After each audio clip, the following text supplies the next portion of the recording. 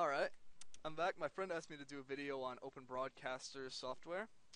It's a streaming software that I use all the time to stream to twitch.tv.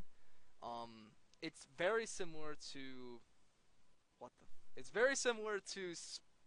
Oh my god, XSplit! XSplit! There we go! 1 second. It's very similar to XSplit, but it's a little different, and one of the key differences is that OBS is free. OBS does not cost money, which means you can try it out, and if you don't like OBS, if you just don't like the way it runs on your system, or you figured out that it takes up 80% of your CPU because it's greedy, then guess what? You didn't burn a cent on it because it's Open Broadcaster software. So the first link in the description will be to Open Broadcaster software.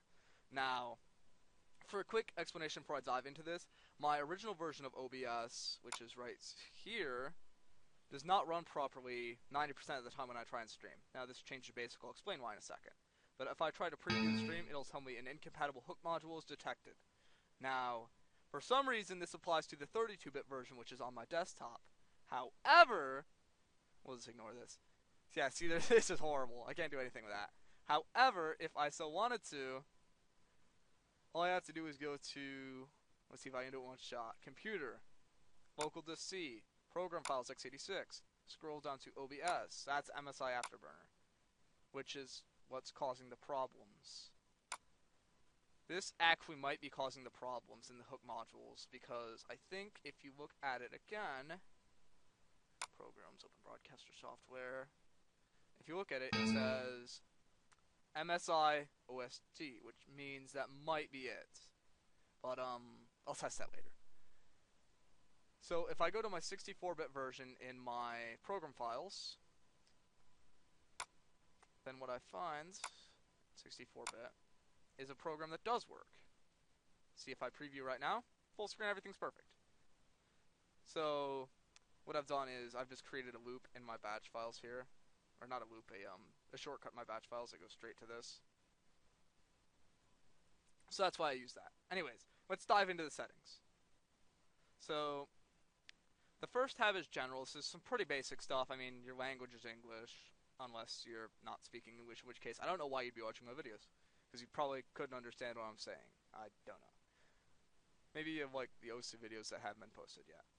Alright, next is encoding, so we're going to get into some more stuff here. So this is CBR, it stands for constant bitrate. Occasionally Twitch will get very pissy at you if your constant bitrate isn't working correctly. You can see mine's on, which means the bitrate is the same at all times. It never goes above or below this number, or at least it shouldn't. I am not sure what CBR padding is.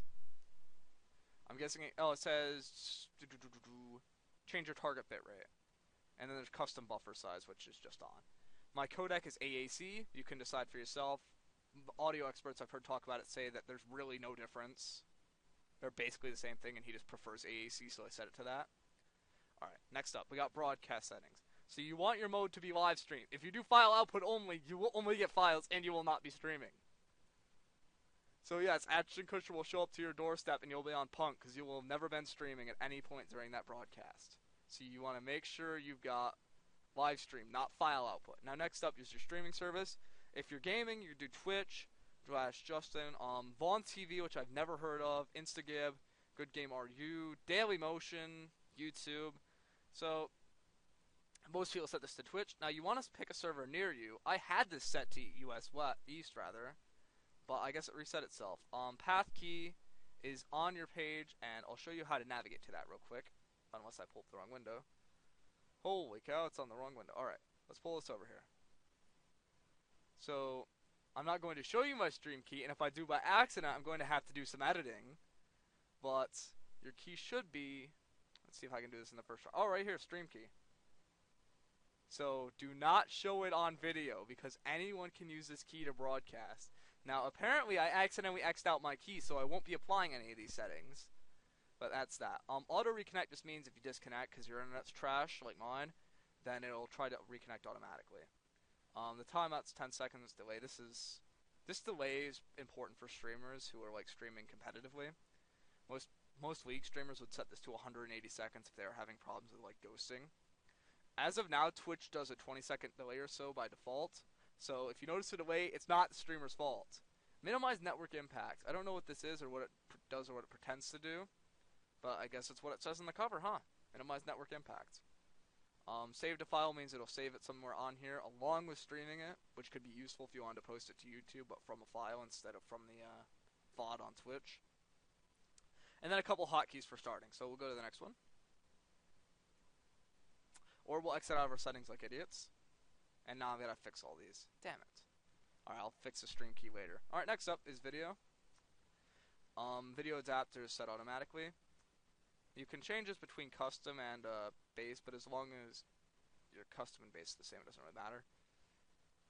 So if you had something like 1280 by 720 that you wanted to use, I guess you could change this to custom, and it would capture a 1280 by 720 window, which means your edges would be cut off if you're on 1440 by 900 like I am.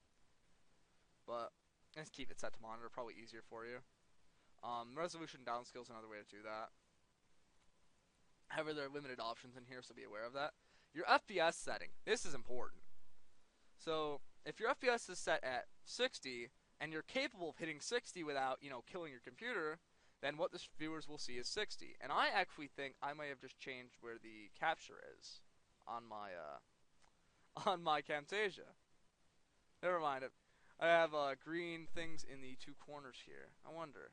Nope, those are just there for the heck of it. Alright, I thought I changed my capture window. Alright. So if your computer isn't capable of doing 60, then it'll do 50 or whatever it is capable of doing. Alright, the next thing is disable arrow. So normally your thing down here, your taskbar is arrow, but mine's set to basic. It should save a couple frames. I think there's a little thing. Disabling arrow is strongly recommended for monitor capture. So I do that because it saves some frames. Next. Alright, this is audio. So you can see your desktop audio device. I use my speakers and my mic in. You can change it to notch to show anything that isn't connected, like my line in pink, like my line in green isn't enabled, I don't believe, for a mic, which would be very odd. But that's something there. Push to talk, I've never tried, but I guess you can pull that off if you want to. And then there's a delay for that. A couple hotkeys. This will force your microphone and auxiliary to mono. I'm not sure what that would do, but I think I've disabled stuff like that before. Here's something that's useful if your microphone's very, very low. Mic/auxiliary boost will turn up your microphone volume so that it's easier for people to hear, and desktop will do the same with your desktop audio. There's mic time offset, which I haven't messed with before. Alright, let's move on to the next one now. Alright, so use multi-threaded optimizations. I said yes, because why not? Multi-threading's cool. Priority class, I set mine to high. I just want the priority to be as high as possible. Disable encoding when previewing. I guess if you wanted to preview and not lag your computer, you could do this, but it seems kind of meh. And allow other modifiers on hotkeys. So let's move on to video. Alright, so your CPU preset. This is important, and they'll yell at you if you try and change it. So, as of right now, it says, changing the X264 preset can have severe problems with your quality and CPU usage. Do not change this unless you fully understand what's going on. Treat any guides that suggest changing it with caution, and you should never change it with the default, unless it's, necessary.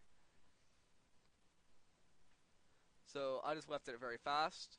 Some people say change it to super fast or ultra fast, and, it's your choice.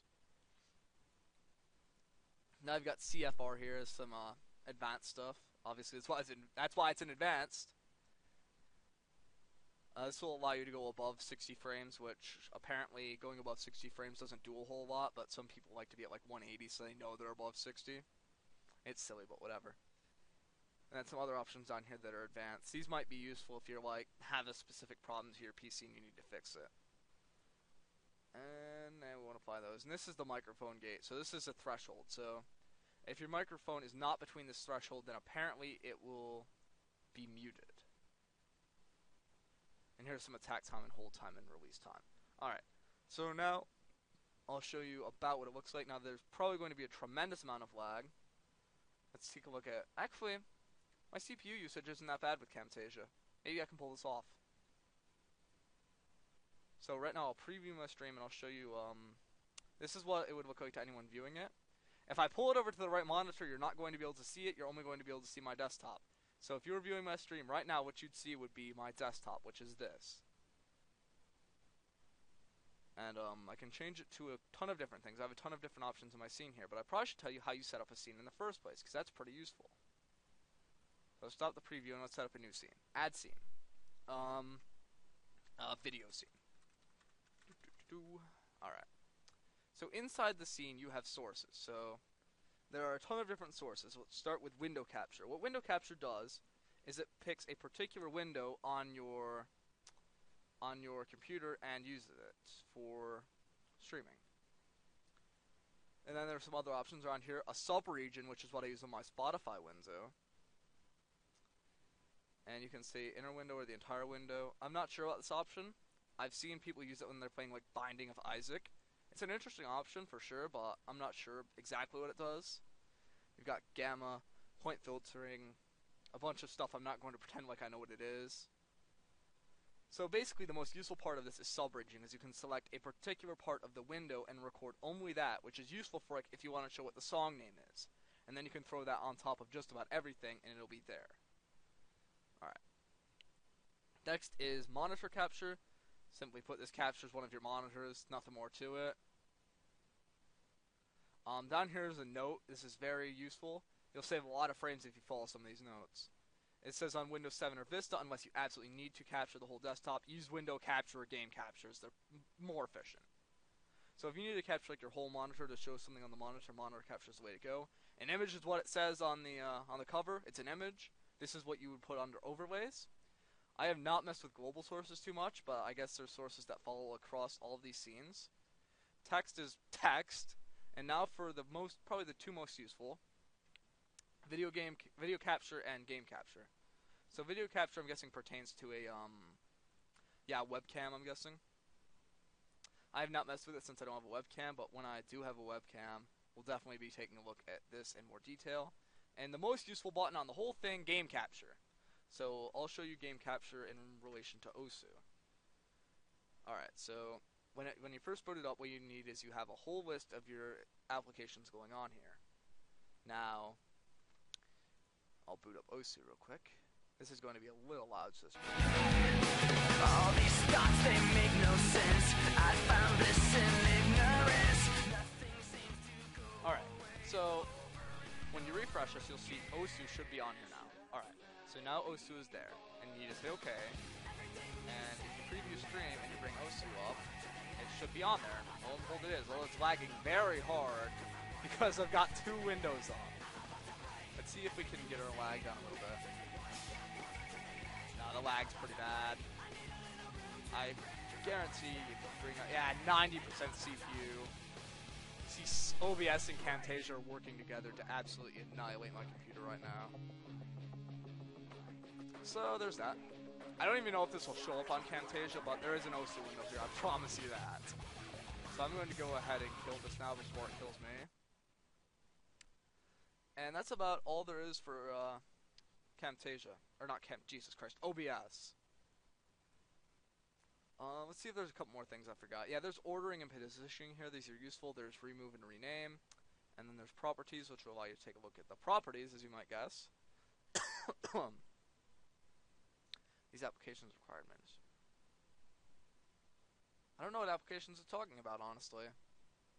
But, that's about it for OBS. This is very useful for streaming, and if you can handle it, it would be a lot of fun to try and pull off.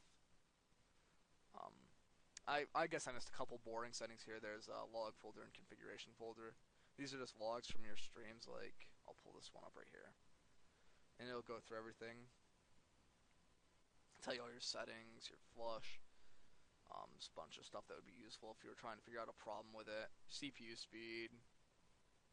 Which... What the Huh. That would be the CPU speed of one of them. Not all four. Because I'm pretty sure I'm not running on one core. Because I was running on one core like this, and let me tell you, I'd never be able to pull off something like this. I was back in like XP running 32-bit with one core at 2.8 gigahertz, and I would never be able to pull this off. Not in a million years. Alright, so that's about all I have to say about OBS. Like I said, there will be a link in the description for a download if you want to give it a shot. If you have any questions about it, don't hesitate to ask. It's not like I'm getting spammed left and right with questions. If you have a question about it, just go ahead and ask me. Alright, thanks for watching. See ya.